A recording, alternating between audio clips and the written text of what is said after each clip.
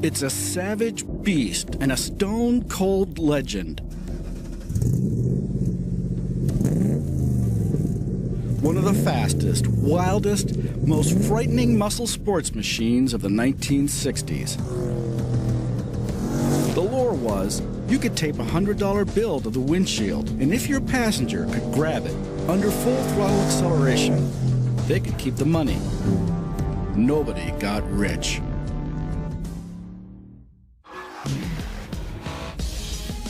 I don't just write about adventure, I live it. Especially wringing out the coolest cars on the planet. Let's see just how far these incredible machines can take us. Strap in for epic drives.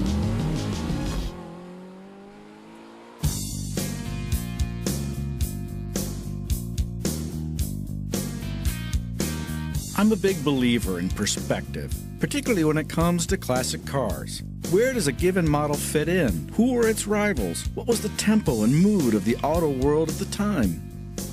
Scott Keller is chief curator of LeMay, America's car museum in Tacoma, Washington, one of the largest private car collections in the world. This museum is really incredible. Who were the LeMays and how did they amass this magnificent collection? Well, there was a man named Harold LeMay, self-made success story, and he loved automobiles. Through his life, he collected 3,300 automobiles, as acknowledged by the Guinness Book of World Records.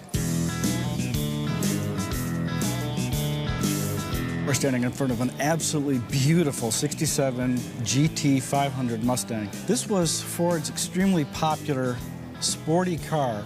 Then a man named Carroll Shelby had to do his magic to it. Tell us a little bit what he did. They literally took the basic platform of the original 60 or 64 and a half, breathed some life into it. Much more powerful engine, aerodynamic suspension. I mean, a relatively rare car, too. This is a beautiful 63 split window, the first C2 vet. It's a good, solid 327, 350 horse example of the Zora Duntop C2. It is just absolutely a gorgeous car from every angle. Oh, it's so pretty. Yeah. Well, Scott, here's another example of an American brute with a big muscular V8 inside. This was quite a car in its day, and really a breakout from what you would have expected from an Olds. This is really the apex of Oldsmobile performance, right? It was. Well, now that we've seen these brutes you've got here, I've got a little muscle machine I'd like to show you of my own. Check it out. Love it. The stripes are perfect. The Shelby 427 Cobra. Now, of course, the originals, he only made about, what, 50 of the 427s? And they're worth millions. This one is a replica by Factory 5 Racing, but it's faithful to the original. It's got hand-laid composite bodywork, steel tube frame chassis, a huge 5-liter Ford Coda V8, 5-speed manual transmission. This thing will do 0 to 60 in about 3.5 seconds. 425 horsepower. It's just a monster, and isn't it beautiful? This is terrific. Attention to detail is fantastic. So, Scott, this is where the Pebble Beach Motoring Classic starts. It's about a 1,500-mile road rally for classic car enthusiasts who do it every August, and they go down and end up at the Pebble Beach Concours d'Elegance. We're sending our beautiful 30 Packard up there, and in the end, they go on, get the cars cleaned up, and they get entered onto the show. Well, that's what we're going to do with this Cobra. We're going to replicate the tour. Yeah. We're going to enjoy ourselves. And thanks to Infiniti, who has sponsored this drive, we've actually got their new cutting-edge sedan that my video boys are going to be cranking the tunes in the AC while I'm out in the sun and the wind with this monster. Well, I think you need a co-driver. Thanks for the tour, Scott. Yeah, appreciate it.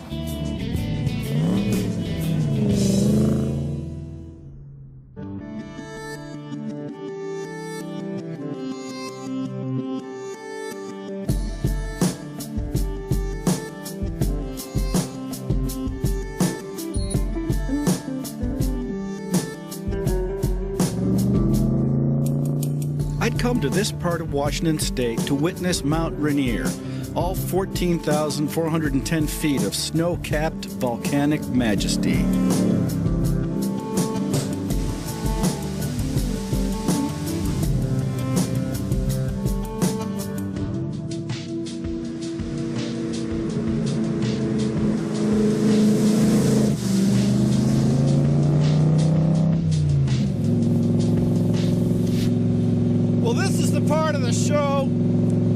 was gonna tell you how great it felt to be driving on Mount Rainier. Its majestic 14,000-foot peak towering above in blue sky. Incredible view from this Cobra. But of course, it is called Rainier, and today it's living up to its name. It's raining. And while my colleagues are warm and dry behind me in their Infiniti Q50S, enjoying automatic climate control and seat heaters and hot soup too.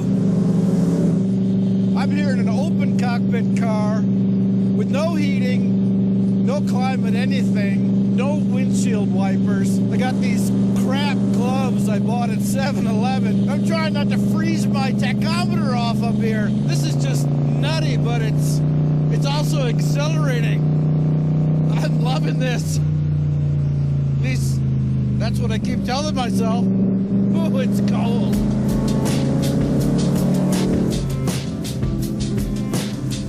In the end, though, I finally did get to see Rainier. Well, sort of.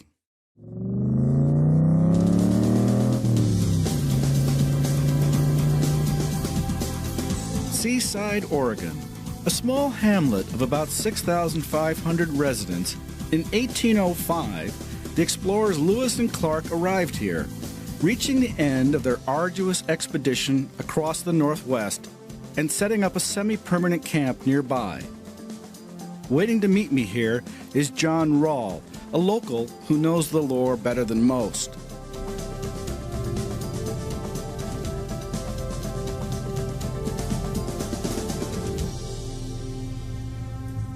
John, this is the actual salt works that the Lewis and Clark expedition used before returning on their journey east? Correct, yeah. After establishing camp about 15 miles from here, Lewis and Clark sent a group of men with the task to take salt from the ocean and make salt. So they actually had 5 large kettles, and they would boil water all night and all day. And essentially, they'd get about 3 quarts of salt a day because of that process. And that was just seawater? Just straight seawater, yep. Just you know, several hundred feet away from us, they'd haul it up here and go through the process. You can hear the waves from here, so they didn't have far to go. No, they didn't. Now, why was salt so important to this expedition? It was preserving food, I imagine? Yeah, that's exactly it. Well, all this talk about preserved meat has got me thinking. It's been quite a few hours since our last repast. It's know any dinner good time. places in town? I do. All right, let's find one. All right.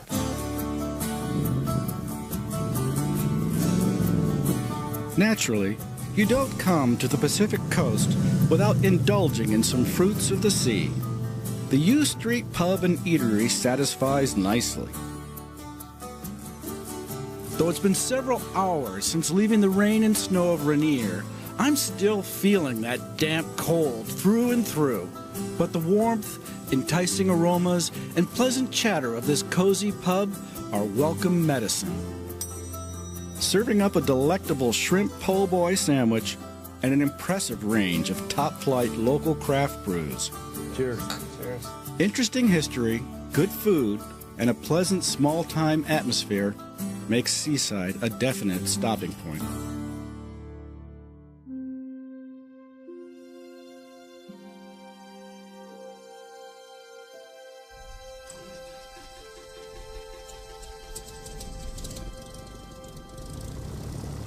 Because one can't fully appreciate the grandeur and extreme challenges of the terrain around here from the ground, this morning I rented a Cessna 172 so local pilot Alex Bennett and I can gain a bird's-eye perspective.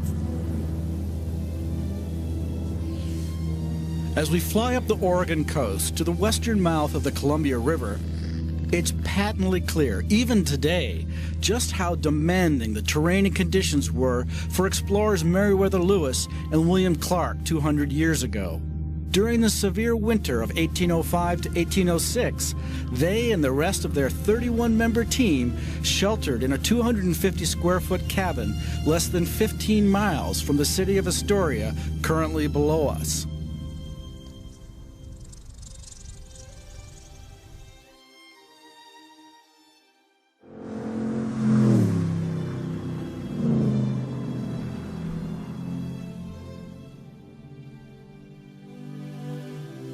Located on the eastern edge of the Cascade Range along the Deschutes River, Bend, Oregon was originally formed as a logging town.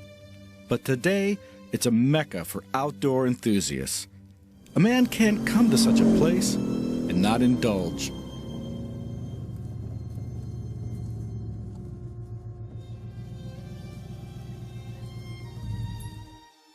Hey, how's it going, Art? Good to see you, my friend. Yeah. You want to go do a little bit of canoeing? I do, especially here. Yeah. Sparks Lake, huh? Jeff Gartsky has lived and worked in Bend most of his life, and now leads wilderness tours of the area. And so, with the sun beginning to dip toward the horizon, we set out to enjoy Bend the way it's been done for hundreds of years, in a canoe. What are you thinking? Are you getting thirsty? Yeah, I'm getting real thirsty. Well, maybe we pop a cold one. Thank you, sir. Hey. Cheers, my man. Same to you, my friend. Cheers. You know what's kind of cool about it is looking up at those snow-covered mountains there. That same snow that's melting down and filling our rivers and creeks is what Bend pulls in for our city water supply. Some of the best tasting drinking water you'll ever find in this country. And there's a good reason that we have a dozen-plus breweries operating in Bend as well. Makes for a great drink. You're saying the water's better than LA's? Just a little bit better than LA's, maybe. So to go from that shock and awe to this just overwhelming quiet, it's fantastic.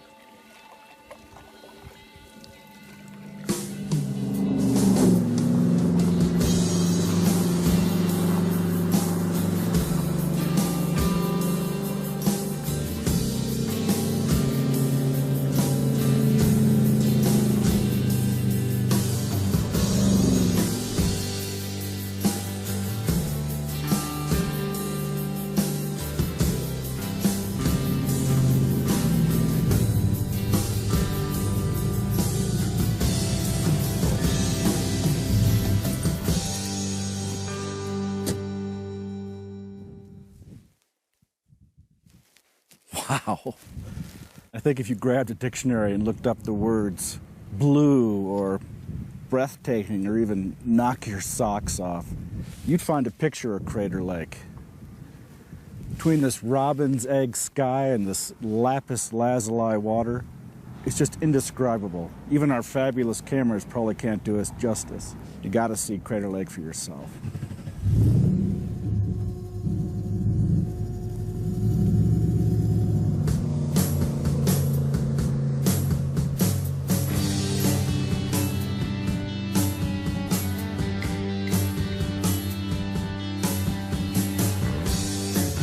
So, okay, this isn't a real Cobra, but in many ways, this Factory 5 Racing Mark IV Roadster is even better than the original, and you can build it yourself. Company President Dave Smith was kind enough to loan me his personal car. The main features, a 5-liter Ford crate motor making 425 horsepower and 420 pound-feet of torque, a 5-speed manual Tremec shifter, tubular chassis, and a curb weight under 2,300 pounds. The basic kit costs just under 20 grand. Figure about 35K with full powertrain wheels, and about 250 man-hours or so to put it all together. And remember, no radio, no roof, not even any windshield wipers. Anybody who rides a motorcycle will appreciate being completely exposed to the elements, but driving the Cobra makes me think of a World War II RAF pilot flying a Spitfire. Both British-designed machines are great to look at, supremely fast, and make absolutely zero allowances for comfort. But when you already have beauty and speed, what the hell else do you need? We've crossed into Northern California now, and let me tell you, the only way to drive through this wondrous place is in an open-top car. The air is crisp and clean, the view incomparable in every direction.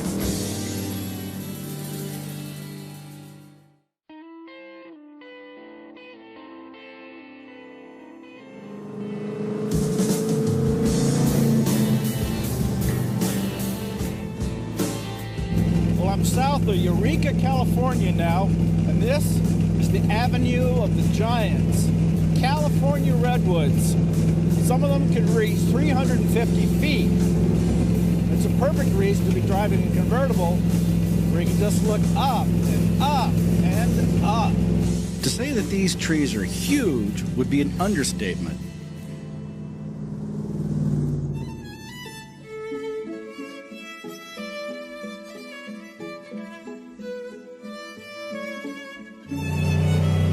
So while all the other people are down in Napa Valley sipping white wine, I'm up here all alone.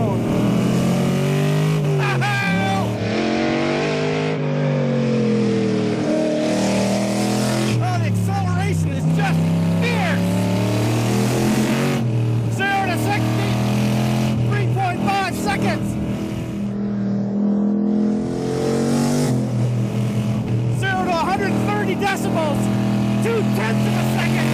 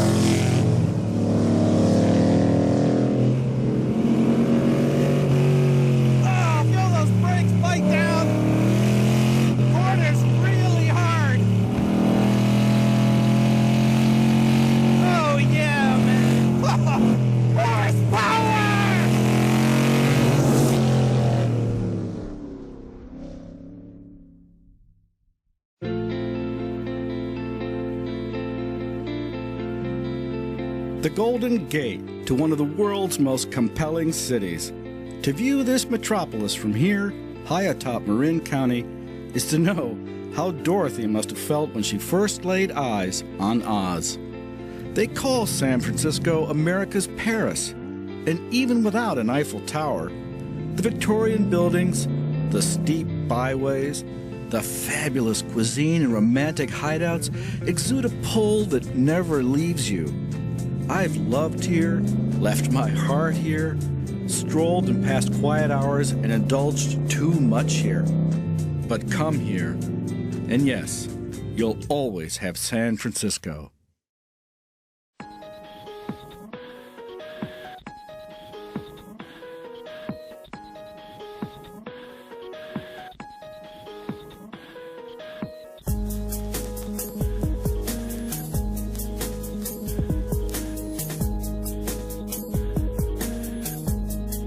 And so at last, our destination. Today, the Monterey Peninsula is relatively quiet. Just a few motorists passing the magnificent estates that sprawl amid the dappled sunlight of the Del Monte forest. Even the stately lodge at Pebble Beach is serene. Just a few lucky duffers enjoying some of the most glorious links anywhere in the world. But come August, this once peaceful peninsula will become the teeming epicenter of one of the greatest classic car exhibitions on planet Earth, the annual Pebble Beach Concours d'Elegance. Jammed together on the fairway, here can be found some of the most priceless and beautiful automobiles in existence. They compete for the title Best in Show, but everyone who comes to this magical event wins. But what most of the thousands of Concours visitors won't know is that some of these narrow roads near the lodge used to form a racetrack. A young driver named Phil Hill, who a decade later would become America's first ever Formula One world champion, won the inaugural main event in 1950. Of course, as you might surmise, driving at racing speeds amid this dense forest was exceedingly dangerous. And when a Ferrari driver was killed hitting a tree in 1956, the Pebble Beach road races ended forever. Stand amid the gentle Pacific breeze today, and you can almost hear those racers of 60-plus years ago battling for glory on this very straightaway.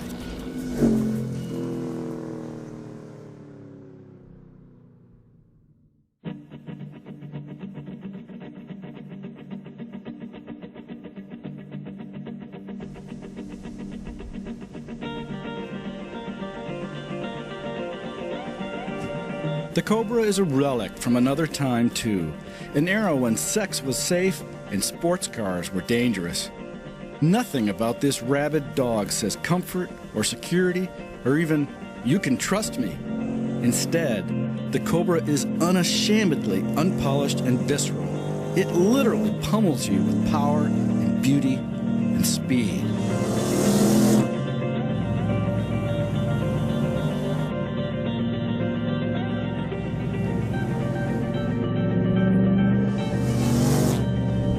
Machines this pure and uncivilized are pretty much long gone, and that's a damn shame. Compared with piloting this live high-voltage wire, driving a normal car is akin to sipping chamomile tea. All I can say is, if you've never experienced motoring like this, you have no idea what you're missing.